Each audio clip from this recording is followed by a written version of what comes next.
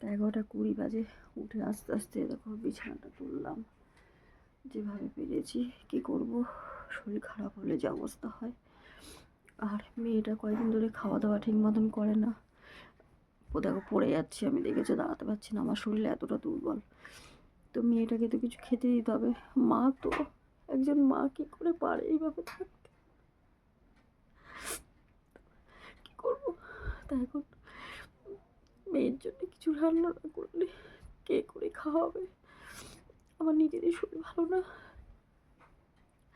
মেয়েকে একটু ডাল করে দেবো।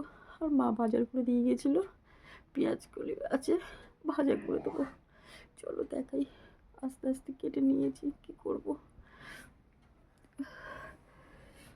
চলো তোমার দেখাই আস্তে করে। এই দেখো ডালটা হলো।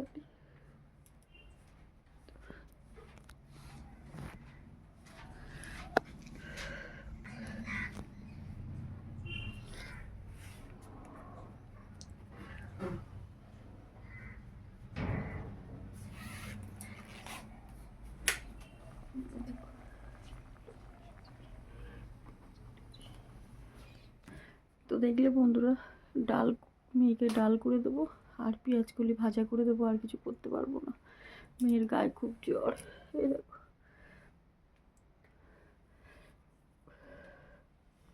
মেয়ের যদি শরীর খারাপ হয়, কোনো মা কি পারে বলো। মেয়েকে বললাম আস্তে আস্তে দাঁতটা ব্রাশ করতে, তারপরে আমি আস্তে আস্তে করে করে দিই। কেন কয়েকদিন ধরে মেয়েটা ভাত খায় না। আমি তো মা, আমি তো থাকতে পারছি না এইভাবে। তো আমাকে কষ্ট করে হলেও ডাল বসিয়েছি সিদ্ধ, আর পেঁয়াজ কলিটা ভাজা করে দেবো। তাই করে মেয়েটাকে একটু খাইয়ে দিই, তারপরে একটা জ্বরের ওষুধ খাইয়ে দিই। বলো কি করব, তাছাড়া তো কিছু করার নেই। আর আমি তো কথা বলতে পারছি না জোরে, সেই জন্য আস্তে আস্তে কথা বলছি। তো দেখো বন্ধুরা, ইনি হচ্ছেন আমার বড় যা। উনি আজকে এসছে আমাদের বাড়িতে। আর এই হলো ওনার ছেলের বউ। মানে এসছে কী কারণে এসছে জানি না, হঠাৎ করে এসে বলছে যে কেমন আছিস। কোনোদিন কিন্তু আসে না, আমাদের সাথে কথা বলে না আলাদা হওয়ার পর থেকে।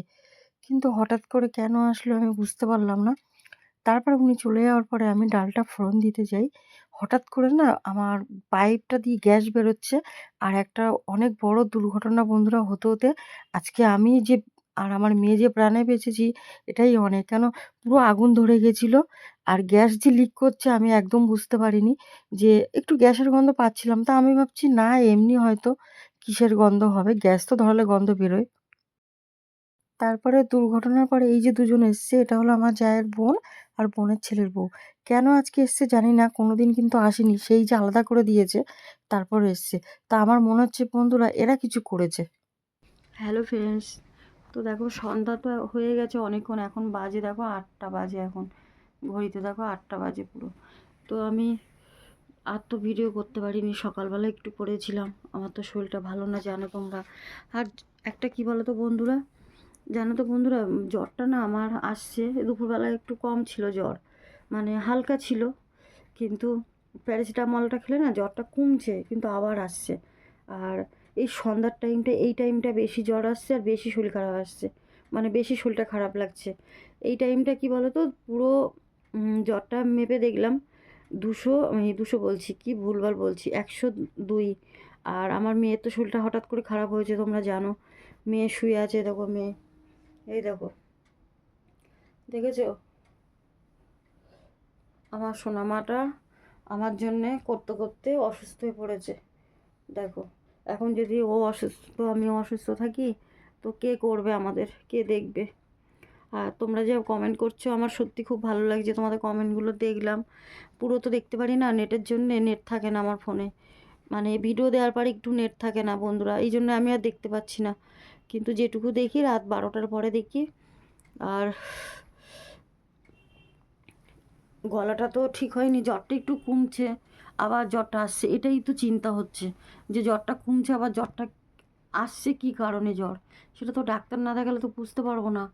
আর তোমরা যে আমাকে বলছো, সবাইকে বলছি, তোমাদের সবার নামগুলো তো আমার মনে নেই, কিন্তু কৃষ্ণপল্লীর মার কাছে বলেছো যেতে, কিন্তু আমি কি করে যাব? আমি তো যেতে পারছি না, আমার ওটারই শক্তি নেই। আজকে অনেক কষ্ট করে ধরে ধরে মেয়েটার যেহেতু শরীরটা খারাপ, ওকে তো কিছু খেতে দিতে হবে। তো ওই জন্য অনেক কষ্ট করে একটু ডাল করেছি আর পেঁয়াজ কলিটা ভাজা করেছি। সেটা তোমাদের দেখানো হয়নি কেন বন্ধুরা, আমি আর পারিনি ভিডিও করতে। ভিডিও করার মতন অবস্থা আমার আর ছিল না। অনেক কষ্ট করে ধরে ধরে তারপরে আমি ভিডিওটা করার পরে আমার আর সেই ভিডিও করার অবস্থা ছিল না। আর মেয়ে তো একটু ভিডিও করে এখন, কিন্তু মেয়ের যেহেতু শরীরটা খারাপ, মেয়ে করতে পারছে না এখন। আর আমি তো এমনিতেই এখন করতে পারি না, আমার স্ট্যান্ডটার জন্যে হয় না।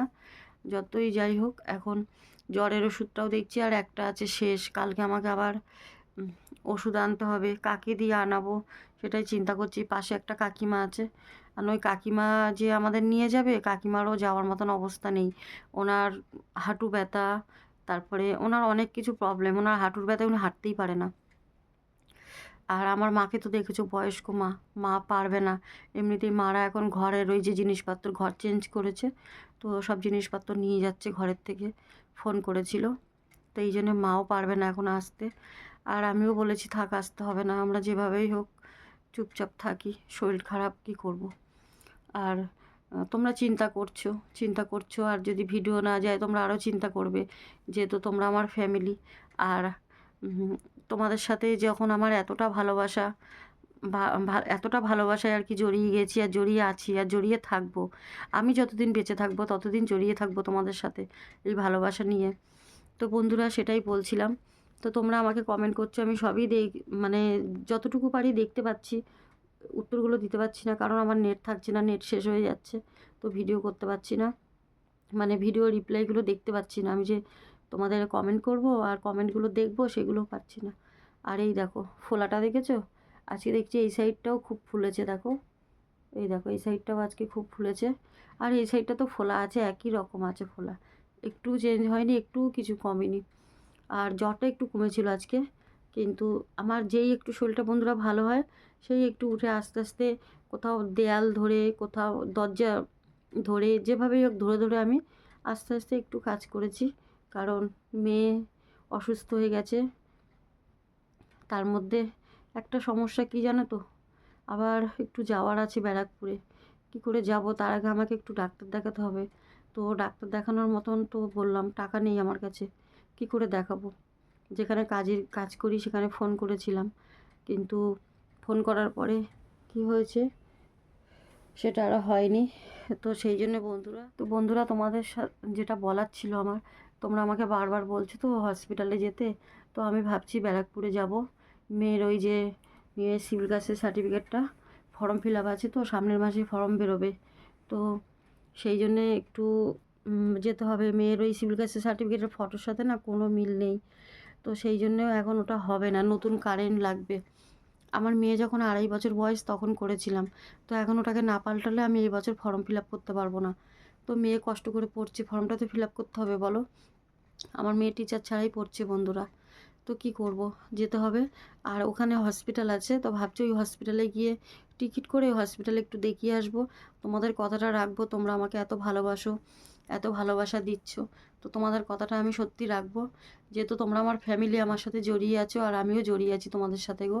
তো সেই জন্যে মেয়েকে নিয়ে যাব। আর আমার মেয়েরও শরীর ভালো না, তো মেয়েকেও একবারে দেখিয়ে আসবো, মেয়েকেও দেখিয়ে আসবো আর আমিও দেখিয়ে আসবো। দেখো আমার কাছে এখন অত টাকা নেই যে আমি প্রাইভেটে দেখাতে পারবো। তো সেই যখন ব্যারাকপুরে আমাকে যেতেই হবে বন্ধুরা, তো আমি ভাবছি একবার হসপিটালেই দেখিয়ে আসি। তোমাদের কি মনে হয়? তোমাদের একটু আমাকে কমেন্ট করো গো, একটু কমেন্টে বলো যে আমি যেটা ডিসাইড করছি যে হসপিটালে যাব, ব্যারাকপুরে যে বিএন বোস হসপিটালটা আছে ওইখানে দেখাতে যাব। তো তোমাদের কি মনে হয়, যাব ওখানে? তোমরা যদি বলো তাহলেই আমি যাব। কেন তোমাদেরকে আমি এতটা ভালোবাসি, আর তোমাদের একটা কথার আমার কাছে অনেক গুরুত্ব।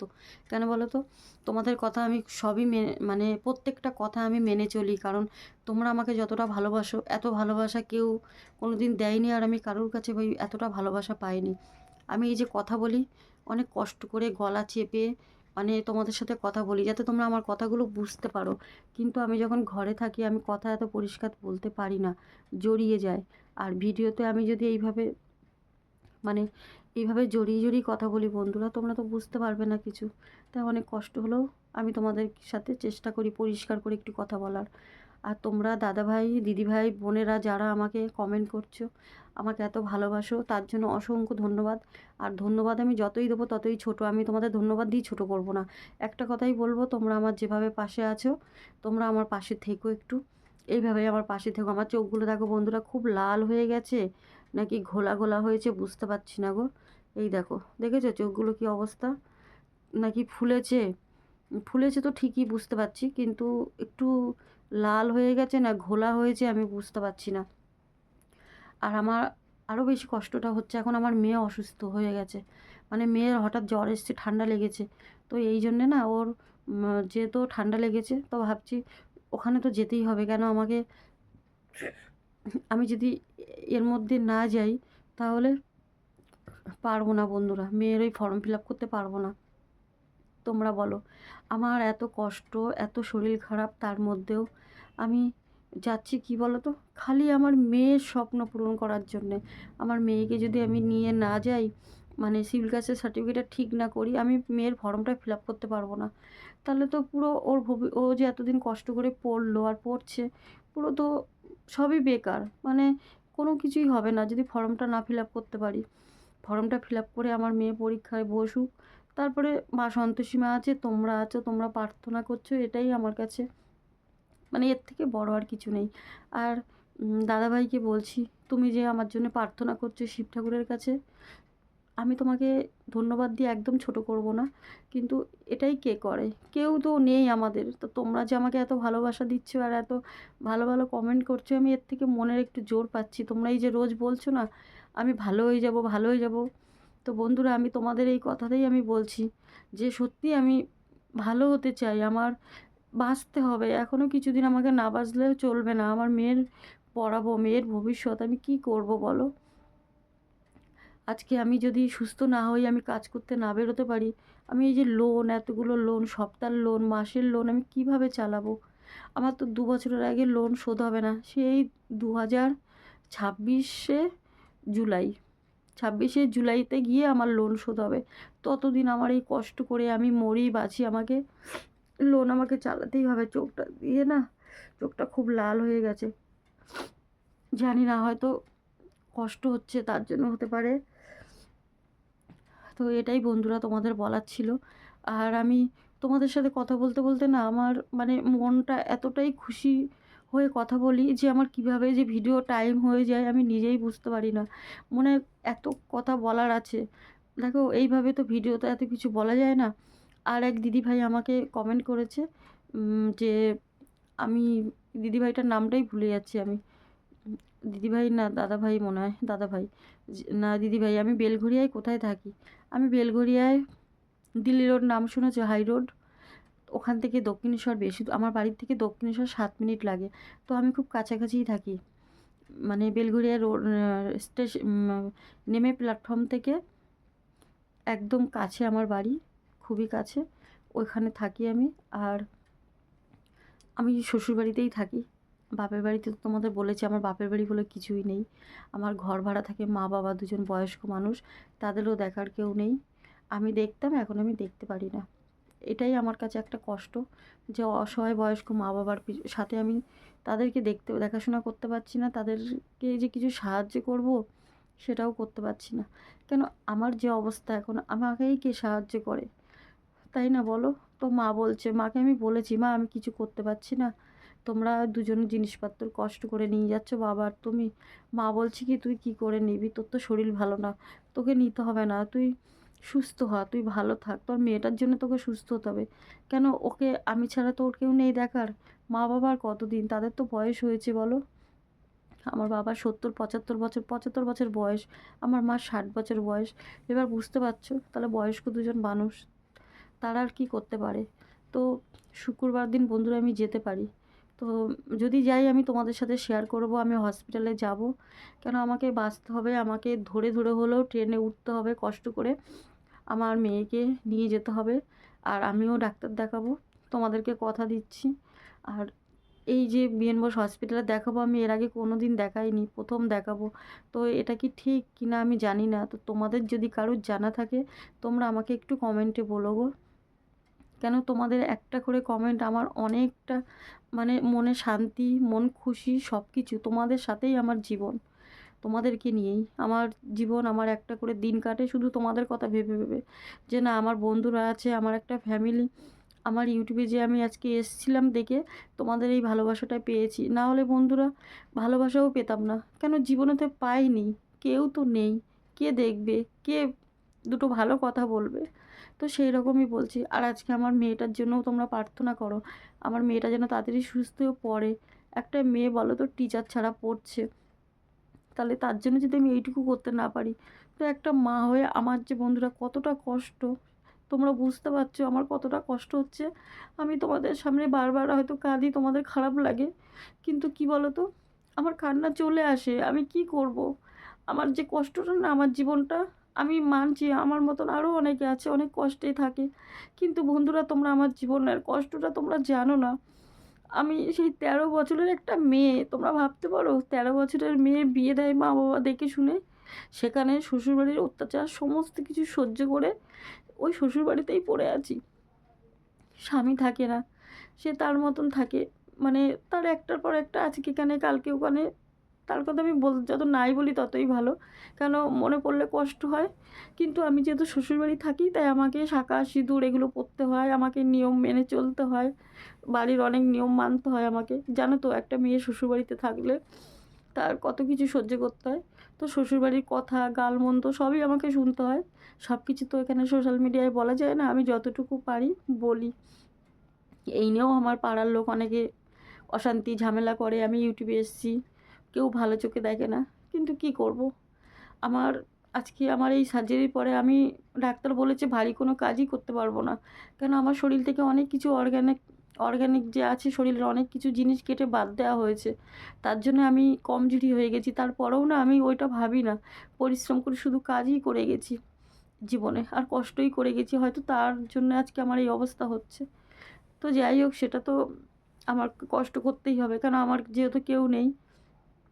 তো আমি চ্যানেলটা এই জন্যই খুলেছিলাম যে এখানে যদি আমি একটা নিজের জায়গা, একটা ইউটিউবে কিছু একটু আর্নিং করতে পারি, তাহলে অন্তত আমার মেয়েটাকে নিয়ে আমি একটু সংসারটা আমি চালাতে পারবো। তো যাই হোক, তোমরা আমার পাশে থেকো, এইভাবে সাপোর্ট করো। তোমরা আমাকে যে ভালোবাসাটা দিয়েছো, এই ভালোবাসাটা তো পাইনি। তো সেই জন্য বন্ধুরা তোমাদেরকে আমি বারবার বলি, তোমরা আমাকে সাপোর্ট করো, একটু বেশি বেশি করে ভিডিওটা শেয়ার করো, আর একটা করে লাইক দিও। আর তোমরা আমাকে একটু কমেন্ট করো, তোমাদের কমেন্টে আমি দেখবে আমি আস্তে আস্তে এই হসপিটাল থেকে আসি, দেখি ডাক্তার কি বলে। তারপরে তার আগে আমি তোমাদেরকে বলছি, তোমরা আমাকে কমেন্টে জানিও যে আমি হসপিটালে যাব কি যাব না। কেন এই হসপিটালটা আমি জানি না তো। আমি ব্যারাকপুর চিনি, প্রশাসন ভবনেই ওখানে যাব আমি, মেয়ের ওটা করতে আমাকে ওখানে যেতে হবে। আমার বাড়ির থেকে বেশি দূর না, আমি বেলঘরিয়ায় থাকি, তাহলে বুঝতেই পারছো বেলঘরিয়া থেকে মাত্র 4টে স্টেশন, ওখানে আমি যাব। তো ভাবছি ডাক্তার কাছে আমি একবারে দেখিয়ে আসি একটু, কেন ওখানে তো আর বেশি টাকা লাগবে না। হ্যাঁ, ওষুধ কিনতে টাকা লাগতে পারে, কিন্তু ওষুধটা আমি দেখি, আগে দেখিয়ে তো নেই কি বলে ডাক্তার, শুনি। আর ওষুধ যদি ফ্রিতে দেয় তো ভালো, ফ্রিতে দিলে তো আর ওষুধটা কিনতে হবে না বলো। কারণ আমি যে ওষুধ কিনে কিনে এত টাকা কোথায় পাবো।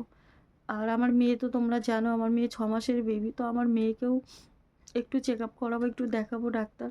তো সেই জন্যে বন্ধুরা আমি যাব। আর তাও তোমাদের কথা তোমরা আমাকে কমেন্টে জানালেই আমি যাব।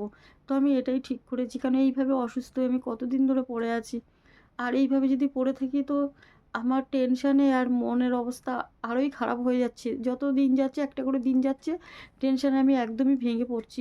শুধু তোমরা আছো দেখে, তোমাদের জন্যে আমি একটু মনে জোর পাচ্ছি। তাই সেটাই বলছি বন্ধুরা, তোমরা একটু আমার সাথে থেকো, আর একটা করে লাইক দিও। এই দিদিভাই, তোমাদের ঘরের মেয়ে হিসাবে, একটা দিদিভাই হিসাবে একটা করে লাইক দিও। তোমরা ভালো থাকো, তোমাদের পরিবারকে নিয়ে সুস্থ থাকো। আর কালকে ভিডিও নেট যে দেখি, যদি পারি তো ভালো দিতে পারবো। 12টার পরে আমি একটু কমেন্টগুলো চেক করব, তারপরে তোমাদেরকে আমি ভিডিও দেব। কেন নেট না হলে তো ভিডিও আপলোড হয় না, জানো। আর আমার তো সেরকম নেট থাকে না, 1.5 GB মাত্র নেট, তো ওটা তো হয় না। আর আমার মেয়েটার যেহেতু শরীর খারাপ, তো আমার কিছু ভালো লাগছে না। আর চলো আমি দেখাই আজকে কি রান্না করেছি জানো, কিন্তু আমার মেয়েটা খায়নি জানো, তোমাদের দেখাচ্ছি চলো। এই দেখো, এখানে পেঁয়াজ কলি ভাজা করেছিলাম, দেখো সেই পেঁয়াজ কলি, এর মধ্যে একটু ফুলকপি দিয়েছি, আলু দিয়েছি, ভাজা হয়েছে একসাথে। আর এখানে মুসুরির ডাল করেছিলাম, এই দেখো ডাল। কিন্তু আমার মেয়েকে আমি মেখে একটুখানি দিলাম, মেয়ে খায়নি। আসলে জ্বর হলে তো মুখে কোনো স্বাদ থাকে না। এই দেখো এই সসপ্যানে করে একটুখানি ভাত করেছি, সেই ভাত এই দেখো পড়ে আছে, এই দেখো দেখেছো ওইটুকু ভাত করেছি, দেখো এই পড়ে আছে। তো বন্ধুরা যেটা বলছিলাম, তো আজকে দুপুরবেলা রান্না করতে গিয়ে আমার তো এমনিতে এখনও মনে পড়লে মনে হচ্ছে পুরো শরীর কাঁপছে। ওই যে দুপুরবেলা হঠাৎ করে আমার জা এসেছিল, তার জায়ের বোনের ছেলের বউ, কেন এসেছিল জানি না, কোনোদিন কিন্তু আসে না। কিন্তু আসার পরে আমি যে রান্নাঘরে গেছি, তখন না হঠাৎ করে রান্না করতে গিয়ে গ্যাসে পাইপে আগুন লেগে গেছে।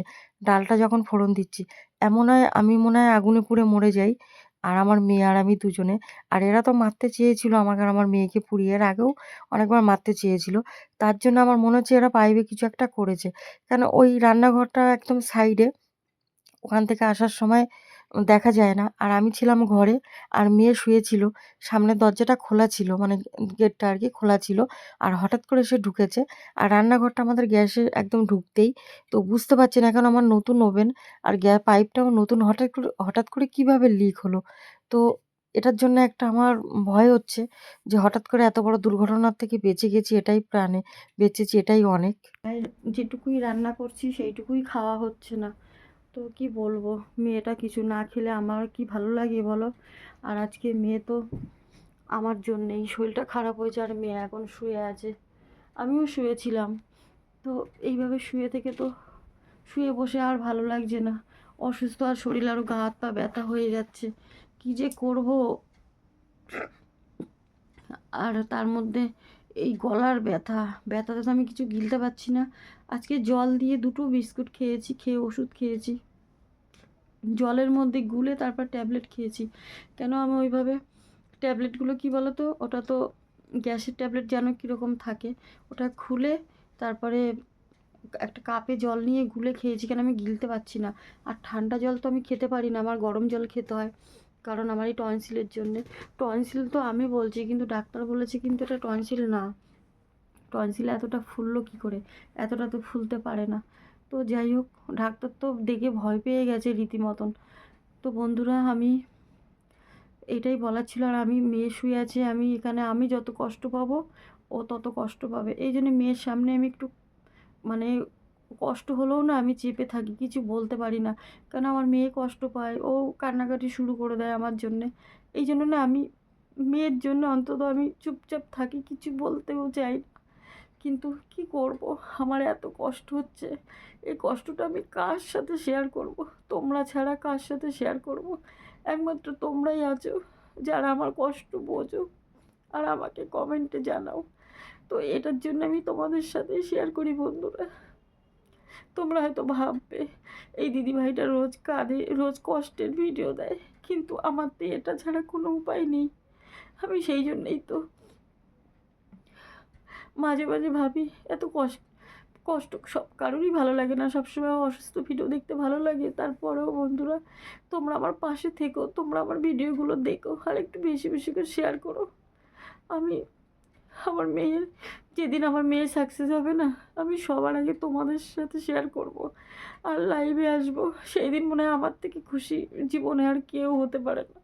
কেন, আমি যে একটা 13 বছরের মেয়ে, বিয়ে হয়ে 14 বছরের মা হয়ে এতগুলো বছর কষ্ট করে কাটালাম শ্বশুরবাড়িতে, আমার মতন কোন মেয়েটা এরকম করবে তোমরা বলতে পারো?